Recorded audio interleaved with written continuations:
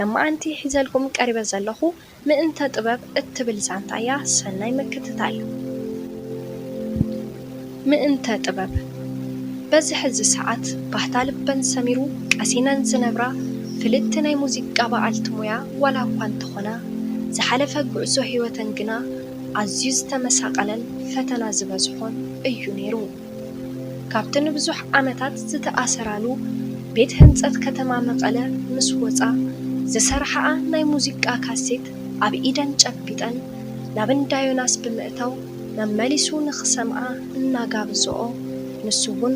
ኣብ ልዕሊ ኮመዲኖ ዝነበረት ናይ ፎቶ ኣልበም እናረኣያ ንኽጸንሐ ሓበን ነቲ ምእንቲ ምስ መድሕንተን ሓቢሩ ዝተፈጠረ ዝመስል ፍቕሪ ጥበብ ሙዚቃ ዓወት ንኽኸውን ኢለን ዝኸፈልኦ መስዋዕትን ጽንዓትን ይበል ዘብል ስለ ዝነበረ ወይዘሮ ምእንተ ጥበብ ብዝብል ሳጉአን ይጽዋዓ ነይረን ዳኣምበር ሙሉእ ስመን ግና ወይዘሮ ኣልማዝ ተሰማ እየን ዝበሃላ ነባሪት ከተማ መቐለ ጣብያ ቀዳማይ ወያነ እውን እየን ነቲ ብሞያ ሕክምና ኣብ ሆስፒታል መቐለ ዝሰርሕን ኣብ ገዝአን ተኻርዩ ዝነብርን ዮናስ ኩሉ ግዜ ጠሚተን እንትሪኦ ረሲዐንኦ ዝነበራ ሕሉፍ ዛንታ ስለ ዘዝክረን መንፈሰን ብሓይሊ ይርበሽ ብሓፈሻ ካብታ ነሱ ናብ ናተን ገዛ ዝኣተወላ ዓለት ጀሚሩ መቐረት ዘለዎ ድቃስ ለይቲ ክረኽባ ይከኣላን ወፊረንኦ ካብ ዝነበራ ማዕበል ሓሳብ ብዘረባ ዮናስ ምስ ተበራበራ ድምፀን ብንብዓት ተዋሒጡ እዘን ምሳኻ ተሳኢለን ዘለዋ እንታይ ካየን ክብላ እንትሓትኦ ብድሕሪ ሕቶ ወይዘሮ ምእንተ ጥበብ ዝነበረ ዝተሓበአ ሚስጥር ጭንቀት ከይተረድአ ንሳ ኣደያ እቲ ብፀጋማይ ዘሎ ኸዓ ኣቦይ ኢሉ እቲ ሓቂ እንትነግረን ነቲ ቅድሚ 21 ዓመት ኣብ ከተማ ኣክሱም ዝፈጸምኦ ዘይምለስ ጌጋ እናዘከራ መሊሰን ናብ ናይ ባዕለን ዓለም ጠሓላ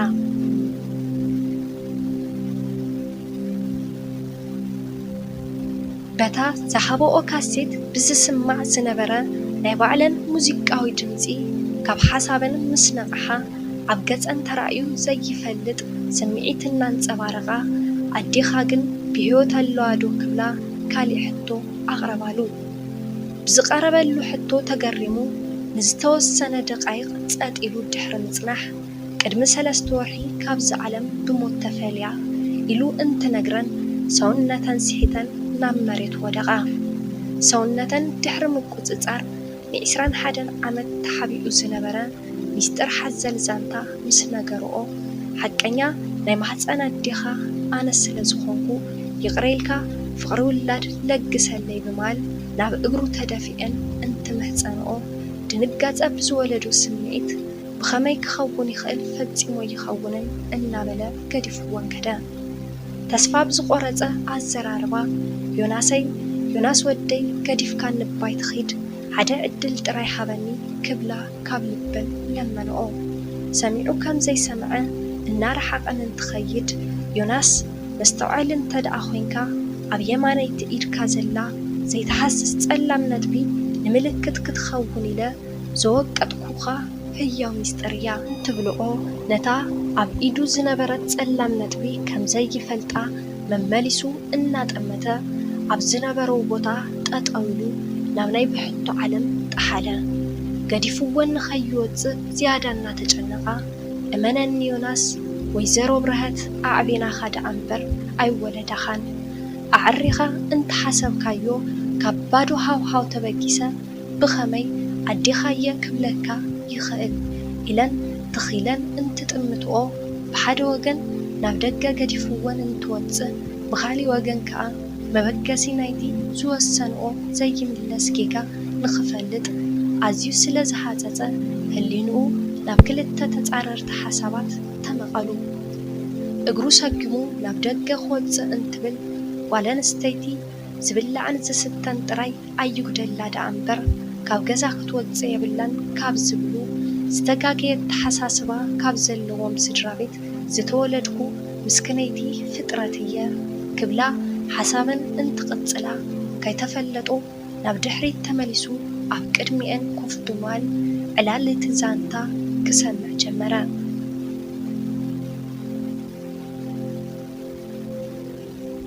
ንዝበፅሐኒ ፀገም ከከም ኩነታቱ እናሰገርኩ ነዊሕ ምስ ፀናሕኹ ካብ ዕለታት ሓደ ግዜ ግና ባሕሪ ወለደይ ንምስካሙ ኣዝዩ ስለ ዝኸበደኒ ጥበብ ንዝወልድ ህሊናይ ጥራይ እየ ተገዛኢት ዝኸውን ዝብል ፍልስፍና ተኸቲለ ካብ ገዛይ ጠፊአ እንትወፅእ ኣቦይ ሆነ ኢሉ ስምዒተይ ንምስባር ብዘይ ፍቓደይ ንኸምርዓው ወሰነ። መስመር ሓዳርና ግና ነዊሕ ክቕፅል ኣይከኣለን እኳ ደኣስ ድሕሪ ዝተወሰኑ ኣዋርሕ ኣንፈቱ ስሓተ እምበር እታ ናብ ገዛይ እናተመላለሰት ጥበብ ሙዚቃ እተምህረኒ ዝነበረት ናይ ቀረባ መሓዛይ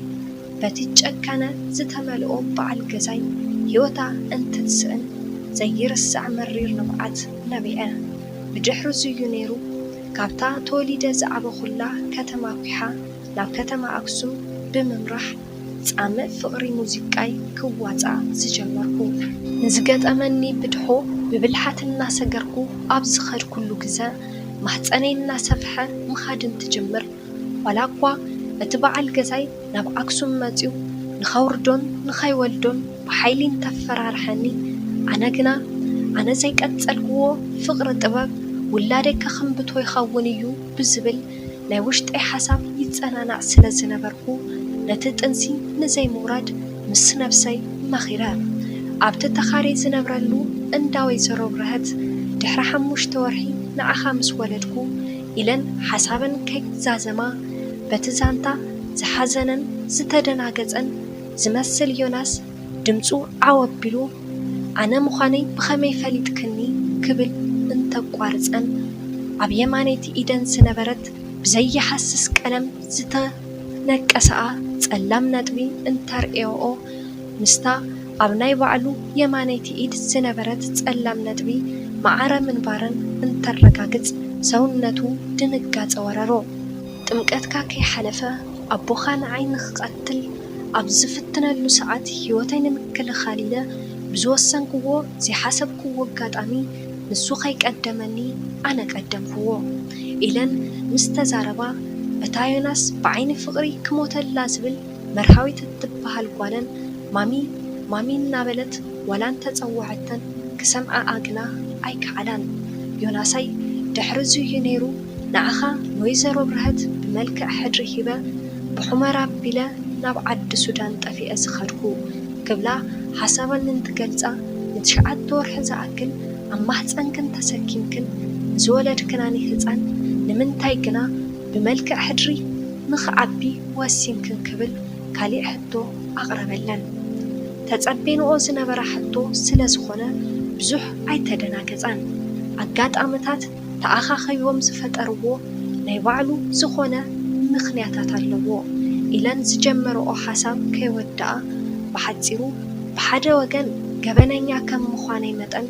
ናይ ኣቦኻ ቤተሰብ ንኸይቐትሉንን ንኸይእስሩንን ስለ ዝፈራኹ ብኻሊእ ወገን ከዓ ድሌት ሙዚቃ ዕውት ንኽኸውን እንተኾይኑ ክመውትን ክእሰርን የብለይን ብዝብል ሓሳብ ተደፋፊአ ንዓኻ ገዲፈ ናብራ ስደት መሪፀ እንትብልኦ ነታ ኣብ ጅቡኡ ሒዝዋ ዝነበረ እተነደይ ዝብለን ወይዘሮ ብርሀት ኣብ ጻዕሪ ሞተን እናሃለዋ ዝገደፋሉ ናይ ኑዛዘ ወረቐት መመሊሱ እንተንብባ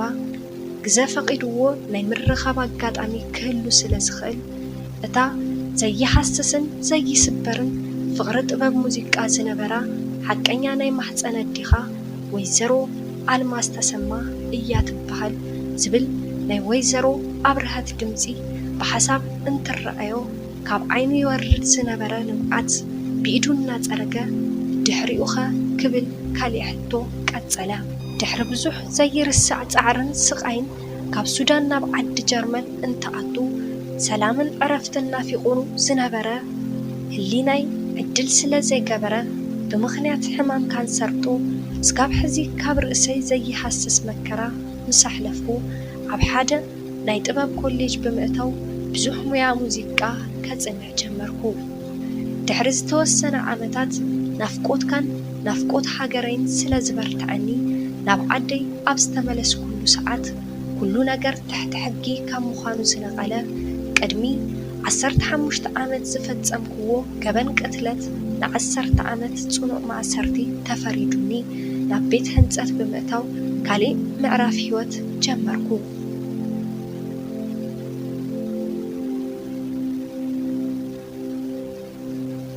ብመንጽር ሕጊ ተፈጥሮ መዓልትታት ሰሙናት እናፈጠሩ ኣዋርሕ ከዓ ዓመታት እናወለዱ ዝተወሃበኒ ፍርዲ ምስ ወዳኹ ወይዘሮ ብርሃት ኣተኣላሊሸ ድሃይካ እንትሓተን ዝሃባኒ መልሲ ሙሉእ ብሙሉእ ምፍጣረይ ንኽጸልእ በሪ ኸፊቱለይ መኻን ስለ ዝነበራ ንኣኻ ንኸይሕድገን ፈሪሕን ይመስለኒ ንስኺ ናብ ዓዲ ሱዳን ምስ ኣተኺ ኣብ ዓመቱ ብሃንደበታዊ ሕማም ሞይቱ ኢለን ኣታሊለናኒ ደኣ እምበር ንኽረኽበካ ብዙሕ ደኺመ ብምዋል ካብ ዓይነን ካብ ሓቂ ዝፈሰሰ ዘየቋርጽ ንብዓት ወሓዘ። ዮናስ ምስ መርሓዊት ዝጀመሮ ፍቕሪ ካብ ብዓይኒ ምጥምማት ዝሓለፈ ብዘይ ምንባሩ ናብ ሰማያን ቃዕሪሩ ንኣምላኽ ምስ ኣመስገነ ነታ መዕበይቱ ወይዘሮ ብርሃት ዝሃበኦ ናይ ኑዛዘ ወረቐት ዓዊሉ ኣንበበለን። ብተሓጓስ ሰኺረን ኢደን ዘርጊሐን ተጠምጢመን እንትሓቕፍኦ ንሱውን ወይዘሮ ምእንተ ጥበብ ኣዲኡን ቀታሊተ ኣቦኡን መርሓዊት ከዓ ንእሽተን ሓፍቱ ምዃና ሙሉእ ብሙሉእ ኣሚኑ ናብቲ ኣስተማቒርዎ ዘይፈልጥ ምዉቕ ሕቑፍአን ኣዝዩ ተጸግዐ። ሰላም ተኸታተልቲ ማይኪ ሚድያ ንሎማዓንቲ ሒዘልኩም ቀሪበ ዝነበርኩ ነዚ መስል ነይሩ። ኣብዚ ቻናል ሓሳብ ርእቶ እንተደሓሊኩም ኣብ ናይ ኮመንት መጽሓፍ ቦታ ሓሳብኩም ክትገድፉልኝ ትኽእሉ ኢኹም። ነዚ ቻናል ሓድሽቲ እንድሕር ዳኣ ኮይንኩም ሳብስክራይብ ገርዎ፣ ላይክ ሼር ከይትርስዕዎ የቐኒለይ።